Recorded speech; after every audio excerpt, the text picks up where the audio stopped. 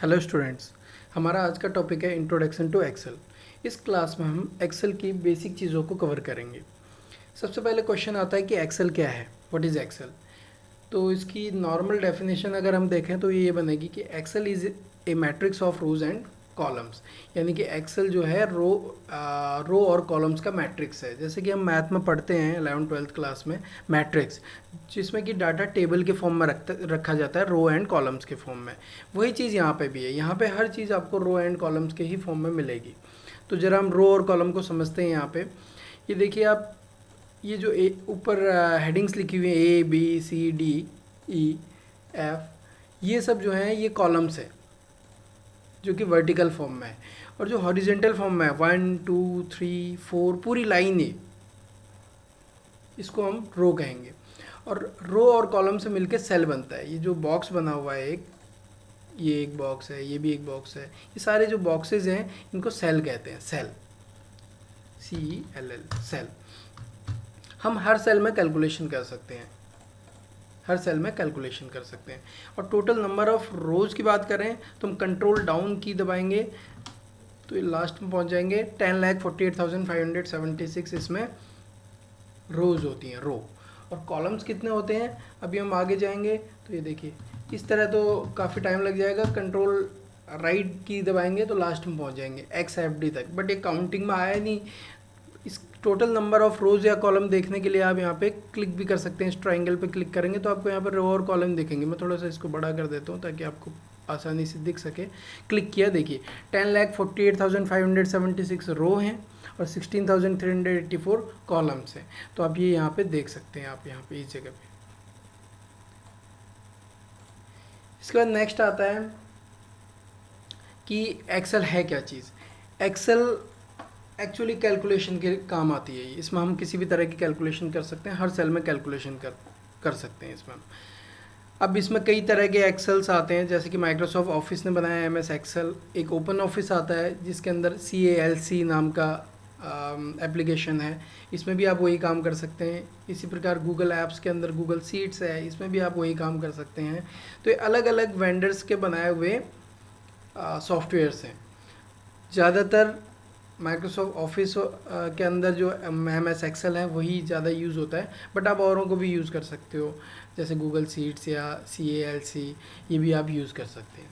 Same है, same चीज़ें हैं। यानी कि एक अगर आपको आ जाएगा तो आप औरों में आसानी से काम कर सकते हैं। अब इसके अंदर नेक्स्ट आता है कैलकुलेशन कैसे करेंगे। कैलकुलेशन के लिए यहाँ पे दो बेसिक रूल्स हैं, ये आपको माइंड में रखने पड़ेंगे तभी कुछ हो सकता है। सबसे पहले है every calculation will start with equal sign, यानी हर कैलकुलेशन इक्वल साइन से ही स्टार्ट होगी। जैसे कि 2 + 3 लिखा मैंने, कोई कैलकुलेशन नहीं हुई, देखिए कोई कैलकुलेशन नहीं हुई। अब इसके आगे मैं इजिकल टू लगा दूंगा अगर, तो ये कैलकुलेट कर देगा। और जो इसकी कैलकुलेशन आई, अब ये यहाँ पे आपको दिख रही है, कैलकुलेट होने के बाद जो रिजल्ट आया है इस सेल में दिख रहा है आपको। बट इसके अंदर क्या चीज़ है, किस चीज़ को कैलकुलेट होकर 5 आया है, ये देखने के लिए आपको यहाँ पे फॉर्मूले बार में आप देख सकते हो। इसका नाम है फॉर्मूला बार। तो यहाँ पे आप देख सकते हो। जब मैंने इस पर डबल क्लिक किया तो यहाँ पे भी आप देख सकते हो, या आप कीबोर्ड से F2 प्रेस करके भी आप देख सकते हो यहाँ पे, और एडिटिंग कर सकते हो, कुछ भी चेंजिंग कर सकते हो इसके अंदर। अगर आप डायरेक्टली सोचोगे कि नहीं मुझे +6 और जोड़ना है उसमें, तो नहीं हो पाएगा ये। इसके लिए आपको F2 प्रेस करके या डबल क्लिक करके या फॉर्मूले बार पे जाके +6 करना पड़ेगा, तब आप ये कैलकुलेशन कर सकते हो। इसी में एडिट कर सकते हो, आप चेंजिंग कर सकते हो। इसके बाद आता है ये जो अभी आपको थोड़ा देर पहले मैंने बताया, ये सब सेल्स होते हैं। हर सेल का एक एड्रेस होता है।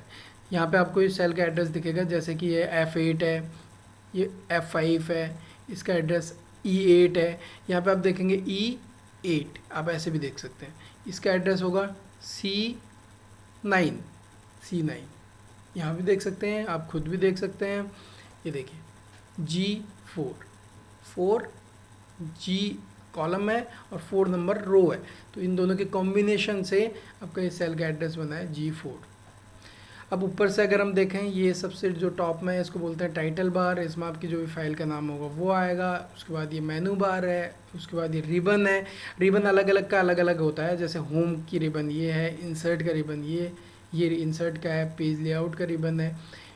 तो ये टूल्स हैं जो कि आप यूज़ करोगे अपनी सीट बनाने के लिए, जो भी डाटा तैयार करोगे उसके लिए आप टूल्स यूज़ करोगे, वो सब टूल्स इधर आपको रिबन में मिलेंगे।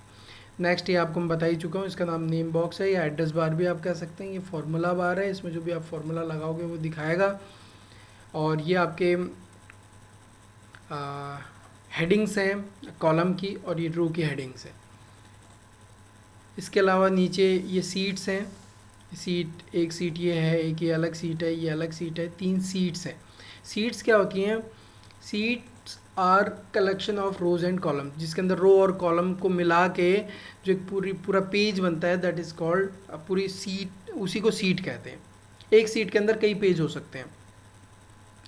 उसके बाद ये जो सीट हैं, 1 2 3 सीट ये हो गई, और भी सीटें हो सकती हैं। इन सब सीटों के कलेक्शन को बोलते हैं वर्कबुक, यानी कि पूरी फाइल जो है, ये जो पूरी फाइल है, जब मैं इसे सेव करूँगा जब मैं इसे, तो ये पूरी आपके एक वर्कबुक सेव होगी, जिसके अंदर जितने भी सीट्स हैं वो ऑटोमेटिकली सेव हो जाएंगी। अब इसके बाद नेक्स्ट आता है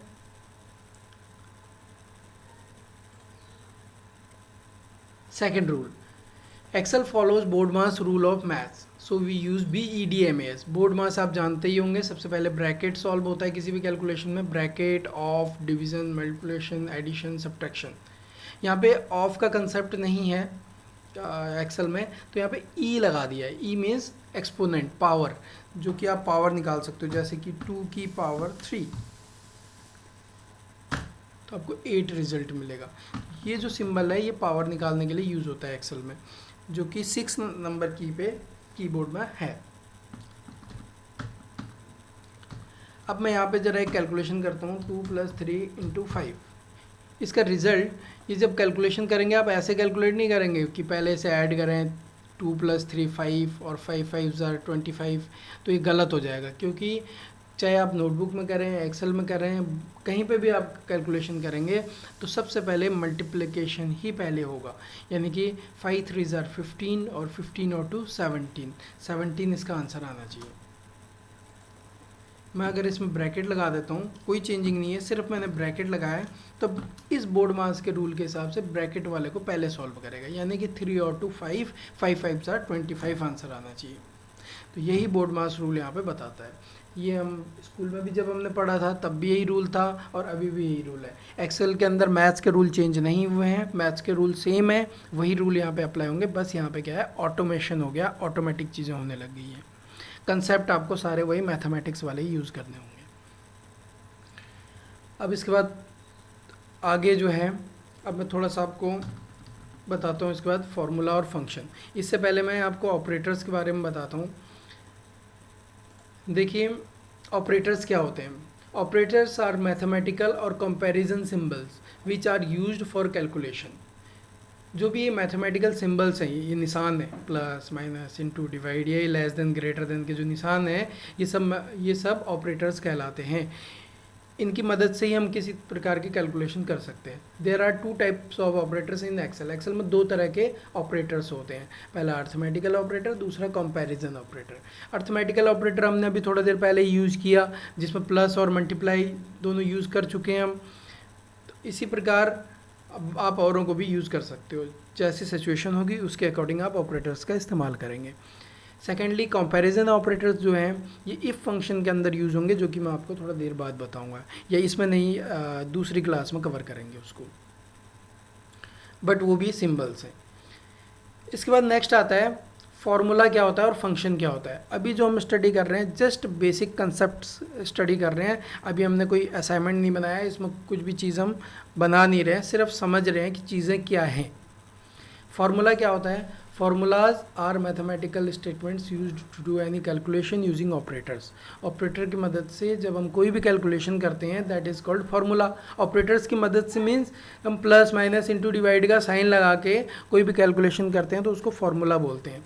जैसे कि मैंने यहाँ पे किया इजिकल टू 2 + 3 × 5 - 1, ये मैंने कैलकुलेशन की है, एंट्री किया तो कैलकुलेशन हो गई। यहाँ पे आप देखोगे मैंने सारे ऑपरेटरों की मदद से किया। यहाँ पे ऑपरेटर लगाया है, ये भी ऑपरेटर लगाया है, ये भी ऑपरेटर लगाया है, नंबर हैं और ऑपरेटर हैं, तो यहाँ पे ये फार्मूला हो गया मेरा।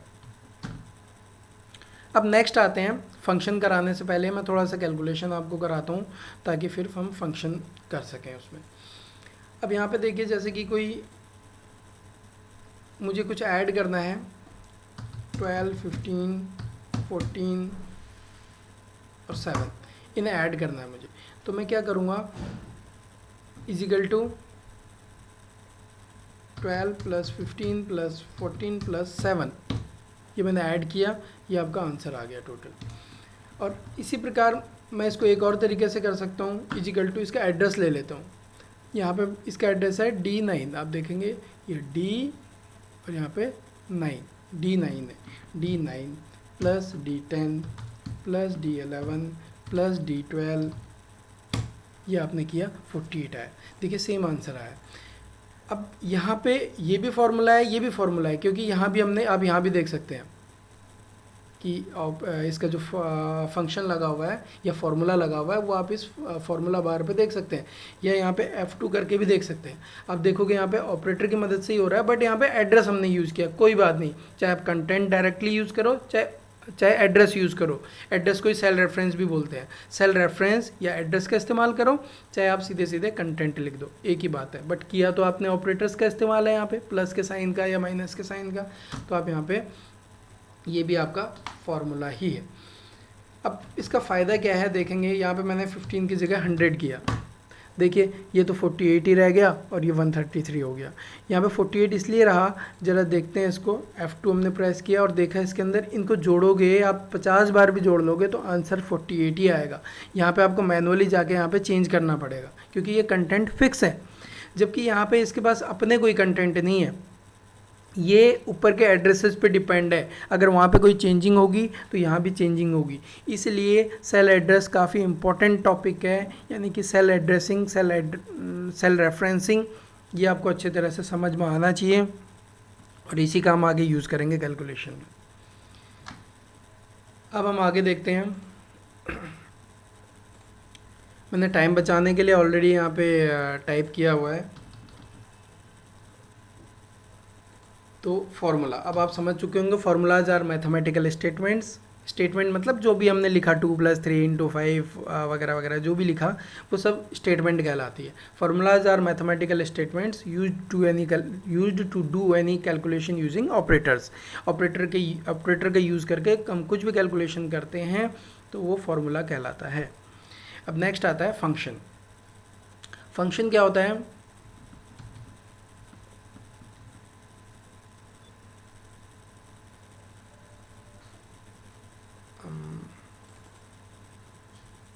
थोड़ा सा इसमें ये जगह की कमी की वजह से हो रहा है, ये हम इसे थोड़ा खींच देते हैं।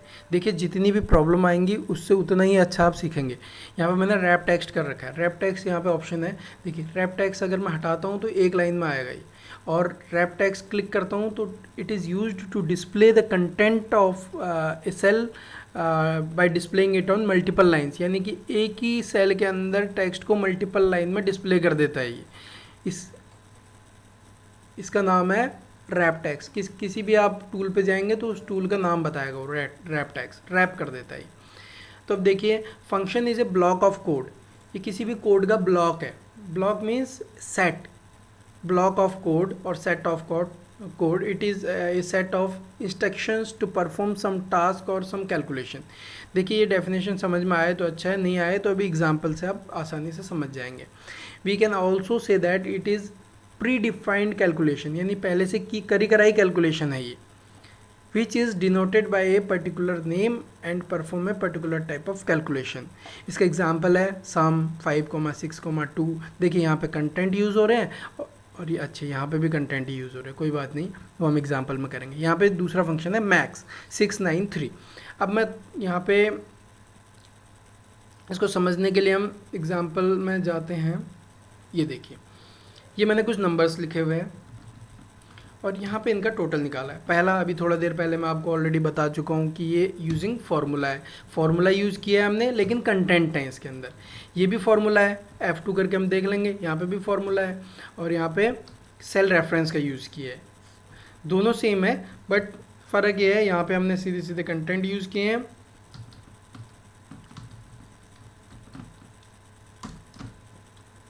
कंटेंट, और यहाँ पे हमने सेल रेफरेंस का इस्तेमाल किया है। इसके बाद नेक्स्ट आता है यहाँ पे फंक्शन है। फंक्शन कैसे है देखते हैं ज़रा। देखिए इसके अंदर कहीं भी हमने ऑपरेटर का इस्तेमाल नहीं किया है, प्लस का साइन लगाया ही नहीं है हमने कहीं पे भी, कॉमा कॉमा लगाया है, और आगे हमने एक सम लिख दिया। तो इसको पता नहीं चलेगा ये कॉमा कॉमा से कि करना क्या है। ये आगे जो हमने सम लिखा है, इस सम वर्ड से ही इसको पता लगेगा। और सम के बदले हम ऐड या टोटल नहीं लिख सकते, एक सम ही है जो फिक्स है, ऑलरेडी प्री डिफाइंड है, पहले से उसको एक्सेल के अंदर डिफाइन किया गया है कि सम लिखेंगे तो ऐसा होगा। इसी को बोलते हैं प्री डिफाइंड, यानी कि कोई वर्ड पहले से डिफाइन कर दिया गया है कि ये लिखने पे ऐसा होगा। तो यहाँ पे हमने सम लिख दिया और अंदर इसके कंटेंट लिख दिए, यानी कि सॉरी सेल रेफरेंस हमने यहाँ पे दे दिया। तो यहाँ से डाटा उठाएगा और उनको सम कर देगा। यहाँ बिना ऑपरेटर की मदद से ही हमने काम कर लिया है। तो ये फंक्शन है। नेक्स्ट ये भी फंक्शन है सम, और ये बट यहाँ पे हमने रेंज दी। देखिए यहाँ पे B21, B22, B23, 24, 25 ये था, और कंटिन्यूस है 21 to 25 कंटिन्यूस है, और B कॉमन है सब में। तो हमने यहाँ पे क्या किया, इसी चीज़ को हमने लिखने के लिए B21 to B25 कर दिया। 2 के लिए यहाँ पे कॉलम लगाते हैं, 2 बिंदी जो होती है कॉलम B25। तो इसकी मदद से जो है आपका यहाँ पे कैलकुलेशन हो गया। अब देखिए मैं यहाँ पे 100 अगर करूँगा, सारे चेंज हुए, सिर्फ ये चेंज नहीं हुआ, क्योंकि यहाँ पे हमने कंटेंट का इस्तेमाल किया था। यहाँ पे शब्द सीधे सीधे हमने वर्ड्स नंबर्स हमने सीधे सीधे लिखे थे यहाँ पे, जबकि औरों में हमने एड्रेस का इस्तेमाल किया था। जहाँ भी आप एड्रेस का इस्तेमाल करोगे तो चेंजिंग ऑटोमेटिकली होगी, उस एड्रेस पे कोई चेंजिंग होगी तो उसका इफेक्ट रिजल्ट में ऑटोमेटिकली आ जाएगा। आपको कुछ करने की ज़रूरत नहीं है, एक बार फॉर्मूला लगाना है और वो ऑटोमेटिकली चेंज हो जाएगा। सेल रेफरेंसिंग या जो सेल एड्रेसिंग का है, इसका बेनिफिट हम आपको अगली क्लास में और अच्छी तरीके से बताएंगे। अब नेक्स्ट आता है, अब इन सारे सिर्फ सम करने के लिए ही हम 4 तरीके से हमने यहाँ पे सम किया है। अब मैं एक आपको छोटा सा एग्जांपल देता हूँ, उससे आप और अच्छे से समझ पाओगे इसको। सपोज ये कुछ नंबर्स हैं, इन सब का टोटल निकालना है।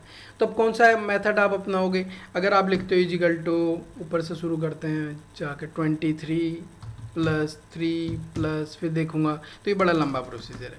सेकंड, इजिकल टू मैं एड्रेस देता हूँ तो भी लंबा है। इजिकल टू सम लगाता हूँ, और यहाँ पे मैंने लिखा G19, G20, तो ये भी लंबा प्रोसीजर है। मुझे पता है G19 से शुरू हो रहा है, तो मैं यहाँ पे एक तरीका और कर सकता हूँ, जो लास्ट मेथड था रेंज वाला, is equal to sum G19 column, और इसका क्या एड्रेस है लास्ट वाले का, G33, एंटर। देखिए टोटल का, अब इसमें डबल क्लिक करेंगे तो ये दिखाएगा भी कि कहाँ से कहाँ तक इसने सम किया है, और इसने सम कर दिया। तो ये लास्ट मेथड जो है ये काफ़ी अच्छा है यहाँ पे इस सिचुएशन के लिए। और आप देखेंगे कि जो फंक्शन है उसके अंदर आप रेंज ले सकते हो, बट फॉर्मूले के अंदर आप रेंज नहीं ले सकते। मैं एक बार फिर से बता रहा हूँ, जो ये फॉर्मूला है इसके अंदर आप रेंज नहीं ले सकते। We can not use range of cells in formula,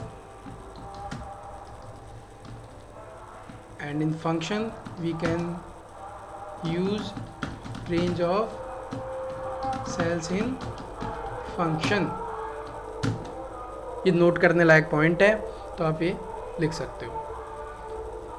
तो आज के लिए काफ़ी है। मैं देख लेता हूँ एक बार कोई टॉपिक अगर रह रहा हो उसमें। आज के लिए काफ़ी है, बाकी हम नेक्स्ट क्लास में कवर करेंगे।